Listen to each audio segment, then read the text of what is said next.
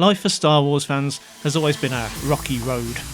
Whether it's George Lucas or Disney or EA, someone always wants to add something new and exciting to the conversation and inevitably end up somehow making everything just a little bit worse. My name's Not Important. This is the top 10 list video equivalent of The Phantom Menace.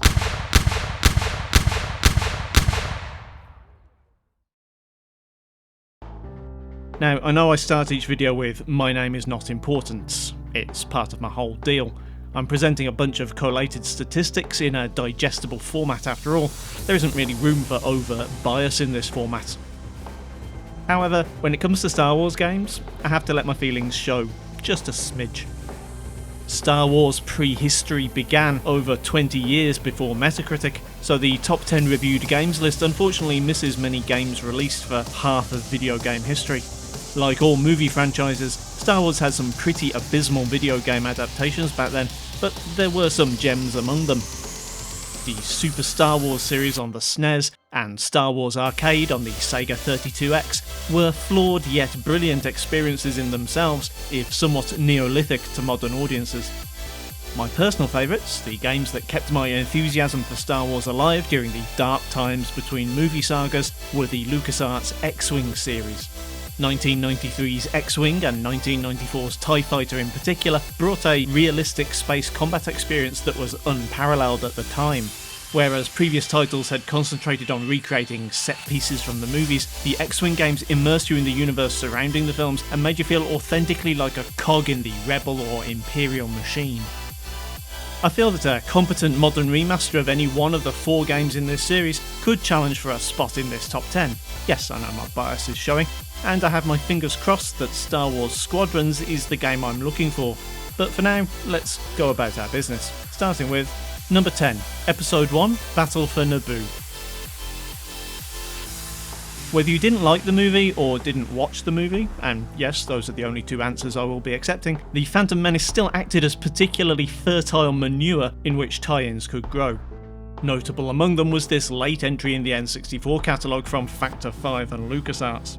Battle for Naboo is a third-person vehicle shooter taking place during the events of the movie, starting with the tedious blockade business and culminating in the "oops, I did it again, I blew it apart" moment.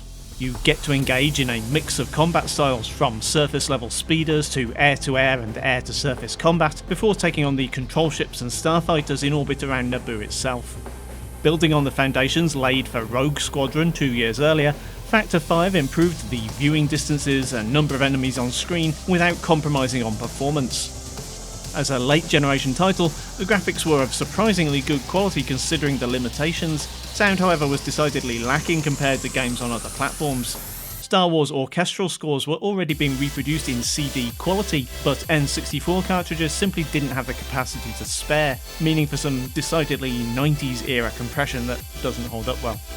Critics at the time praised the game's technical prowess and engaging gameplay, while finding some fault with the setting and the fact that, despite the franchise, you don't get to play as any main characters or pilot any particularly iconic craft.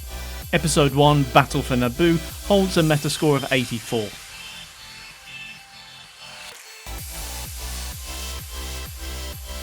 Number 9, Battlefront II. Even a die-hard Star Wars fan can admit that the series, be it the games or movies, has always worn its inspiration on its sleeve.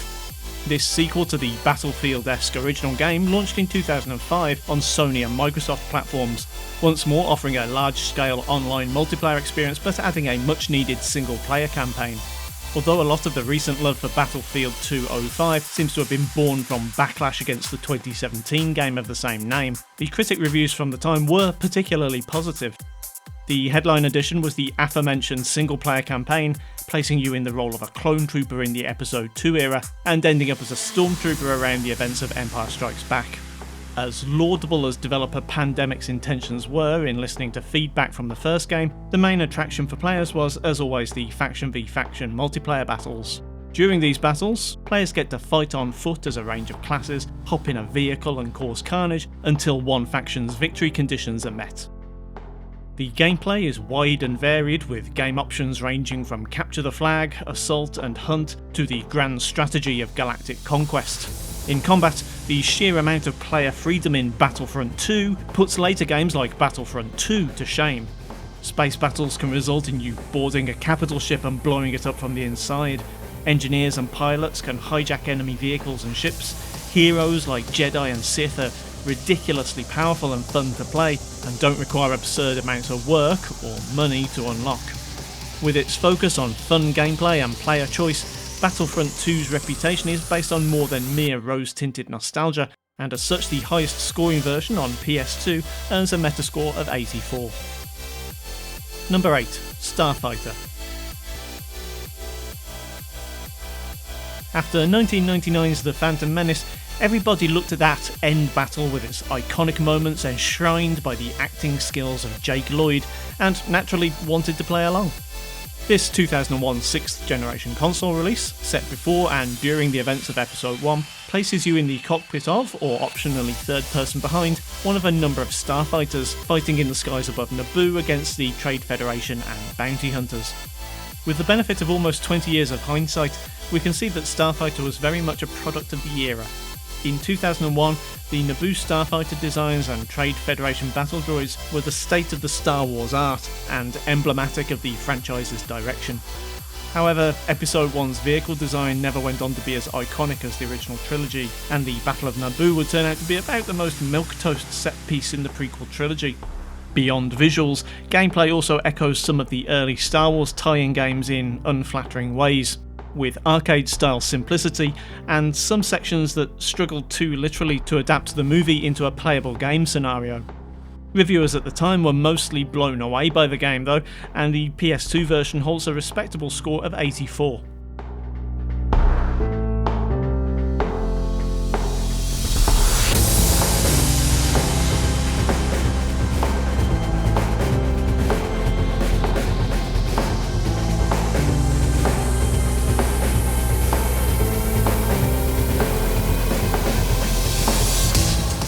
Number 7. Rogue Squadron. This was the benchmark title every Star Wars game wanted to emulate for years after its release.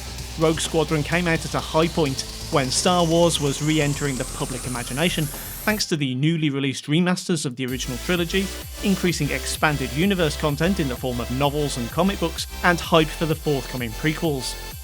This arcade-style aerial combat shooter from Factor 5 is based on an expanded universe comic book series of the same name, and begins in the blank space between the events of Star Wars A New Hope and Empire Strikes Back, before culminating in a campaign set during the events of Dark Empire, one of my personal favourite comic books. You play as jammy bastard Luke Skywalker, gifted with command of the elite X-Wing squadron of the title.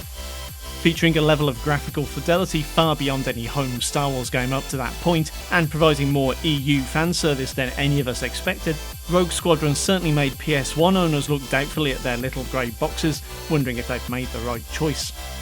Starfighter models featured detailed textures and lighting, and each mission was preceded by a familiar cinematic text crawl along with the iconic theme music. Although criticised a little for the severely limited draw distances and lack of multiplayer, critical feedback was mostly excellent, and public reception was good enough to warrant 2 sequels and a number of spiritual successors like the aforementioned Starfighter games. My only personal gripe, this Star War doesn't spend much time among the stars, as every damn level takes place on a planet. The aggregate score for Rogue Squadron stands at 85. Number 6. The Old Republic. Years before the Elder Scrolls took a successful RPG series online, BioWare's The Old Republic did the same thing for the legendary KOTOR series. Coming arguably a little too late to the MMO party to capitalise on the post-World of Warcraft boom, The Old Republic was seen as LucasArts' second, more successful bite of the apple after the rise and spectacular fall of Galaxies. Set in Star Wars ancient history, millennia before the event of any movie yet made, SWTOR takes place during a Cold War between the Jedi of the Galactic Republic and the Sith. The Old Republic allows players to choose a character in either the Republic or Sith factions, with a range of 8 player classes and 2 advanced classes. Now over a decade in, with numerous high-profile expansions bringing up the story content to rival some offline RPGs, SWTOR still has an active and enthusiastic fanbase. Graphically, despite the new content being added on a regular basis, the game looks decidedly dated, more in line with World of Warcraft than Elder Scrolls or Final Fantasy XIV. If you are drawn in by the cinematic trailers, be prepared to be disappointed. Looked at in the wider context of the MMO genre, Star Wars The Old Republic is a solid mid-tier entry with plenty to offer even non-fans, though I think it's truly for the Star Wars faithful that SWTOR holds the biggest appeal. The Old Republic features a now regrettably mostly non-canon universe that offers a deep and rich vein of storytelling for people who were a little disenchanted with the Disney sequels. The Old Republic holds a Metascore of 85.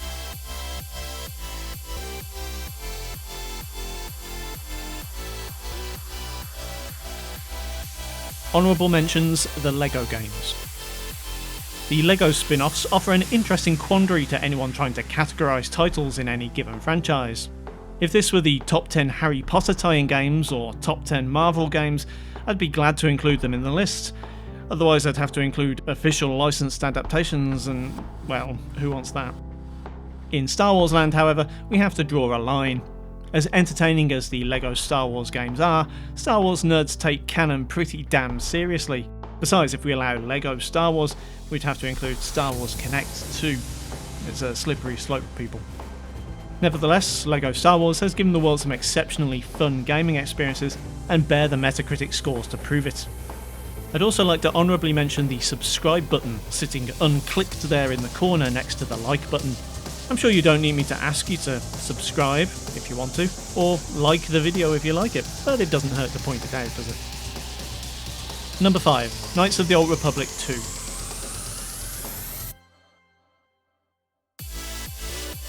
As I may or may not be pointing out later in the video, the original KOTOR was a raging success story in Star Wars gaming. Set during an undeveloped mythical period in Star Wars backstory, a large part of its success is based on a platform developed by some of the best game developers in the business at the time, with a pedigree that included the epic Baldur's Gate series. This sequel was instead handed off by BioWare to Obsidian, whose brief was apparently more of the same, please. Combat, and in fact gameplay in general, is largely unchanged from KOTOR, with most of the team's efforts put into developing the story content.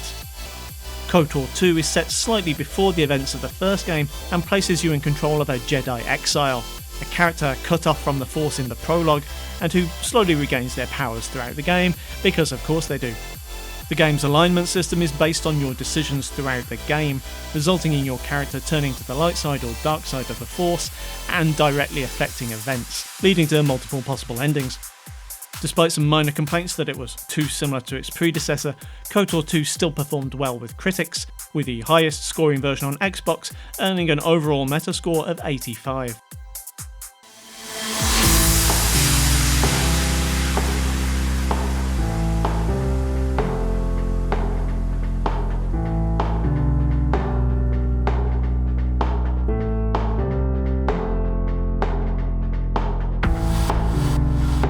Number 4. Jedi Knight 2 Jedi Outcast. If you've played through the previous game in the series, Jedi Knight Dark Forces 2, you'll already have taken protagonist Kyle Katarn from lowly space gunslinger, in no way related to or inspired by Han Solo, to mighty Jedi badass. However, as those video game tropes simply couldn't be avoided in the 90s and early 2000s, Jedi Knight's sequel of course couldn't continue the same story with you already fully powered. Oh no, where's the progression? Where's the learning curve? No, for plot reasons, Kyle has forgotten how to Jedi and spends the first portion of the game doing early 2000s shooter stuff. Once you regain your Jedi powers, however, is when Jedi Outcast really comes to life. Once more switching seamlessly into third person, your range of force powers and lightsaber skills make you feel like you really are a Star Wars. You'll be throwing and recalling your lightsaber like a proto-Thor, plucking thermal detonators out of the air and hurling them back at your enemies, and just generally having far too good of a time to be on the light side. Aside from the expected wave upon wave of troops being thrown at you, there's substantially more Jedi on Jedi combat, with acrobatics and clashes that, as this game was released after the first prequel, bear a passing resemblance to the Duel of the Fates. As was becoming expected for Star Wars games by 2002, the game featured all of the authentic movie-grade polish you could ask for, with some returning actors providing voice work, though sadly not Mark Hamill. Sound effects are pulled straight from the movie, and the John Williams score permeates the game's soundtrack. All in all, audiences at the time were impressed, and critics scored Jedi Outcast an aggregate of 89.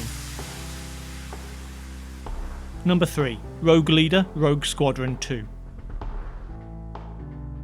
Rogue Leader grabs your attention from the get-go. For what is, I think, the first time in Star Wars gaming history, the opening level of the game is the Death Star attack, and you play as Luke freaking Skywalker. You didn't need to input a cheat code or anything.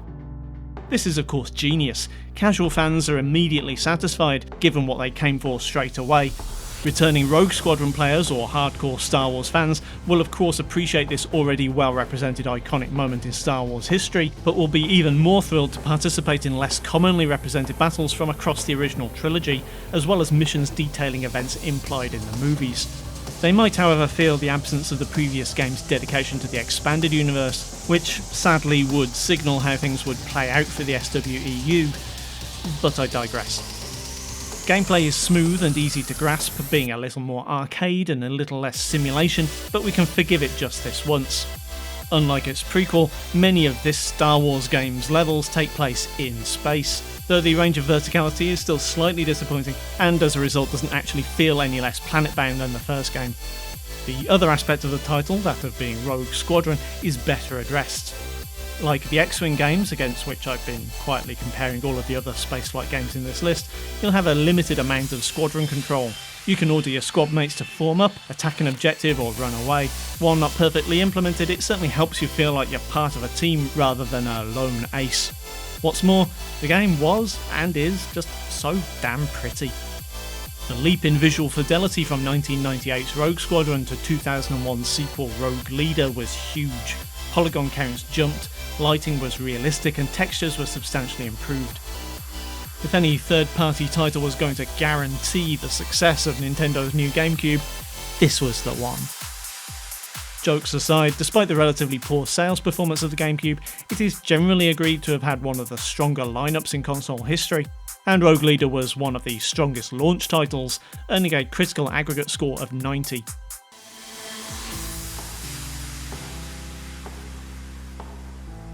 Number 2. Jedi Knight Dark Forces 2. 1997 was a foundational year for the PC first-person shooter boom. Quake had already redefined the genre by adding 3D polygonal models and environments without sacrificing speed. Key technologies like CD-ROM and 3D accelerators were entering the mainstream, enabling higher fidelity graphics and multimedia content. Yet, in this era before Half-Life, many FPS struggled to nail the storytelling aspect. Jedi Knight Dark Forces 2's answer to this question was full motion video. It wasn't the first FMV heavy game in the Star Wars franchise. LucasArts were an early proponent of the technology, with titles like Rebel Assault embodying the worst of the genre, somewhat disparagingly referred to as interactive movies. Jedi Knight's approach comes across as somewhat ahead of its time, featuring copious amounts of green screen against CGI sets, in a way that 90s TV wouldn't have dreamt of, but 2010s TV would struggle without. What seemed incredible at the time holds up better than you'd expect, though it has a certain cheesiness you'll either love or hate. Gameplay wise, Jedi Knight's early chapters are to the first game as Quake was to Doom, a less hectic shooting experience with level design that encourages exploration. Where Jedi Knight comes into its own is, appropriately enough, when you reach the point of the story that sees you become a Jedi Knight. Gameplay switches from first to third person smoothly once you enable your lightsaber, quite the impressive trick at the time, as most FPS didn't bother to model the whole player character, and while this may seem basic compared to later titles in the series like Jedi Outcast or Jedi Academy, at the time this was a rare game that got lightsaber combat right. With the addition of Force powers as you progress through the game, this was a rare Star Wars title in the mid-90s that actually made you feel like a Jedi. It may not have aged well, but press at the time were quite liberal with their 10 out of 10 scores for Jedi Knight, and as a result it holds a most impressive score of 91. Number 1. Knights of the Old Republic. For a good few years, BioWare was the go-to name for gamers who wanted an immersive 3D action RPG experience. The company had cut its teeth producing genre classics like Baldur's Gate and Neverwinter Nights, and would later go on to produce some of the most well-regarded titles of the 2000s, but for many, that reputation was truly earned with Knights of the Old Republic. The story of KOTOR, set 4,000 years before the events of the Star Wars movies, takes place across numerous worlds during a war between the Sith and Jedi. Your player character, customizable in personal details, appearance and class, is on a mission to hunt down and defeat Sith leader Darth Malak. Gameplay is that of a turn-based Dungeons & Dragons style RPG, similar to that of popular PC RPGs like the aforementioned Neverwinter Nights, with combat relying on dice roll data processed in the background, although this can be enabled in a menu for D&D fans. Non-combat interactions feature a morality system. Throughout the game, your decisions and dialogue choices affect your force alignment, either dark side or light, which in turn affects your appearance.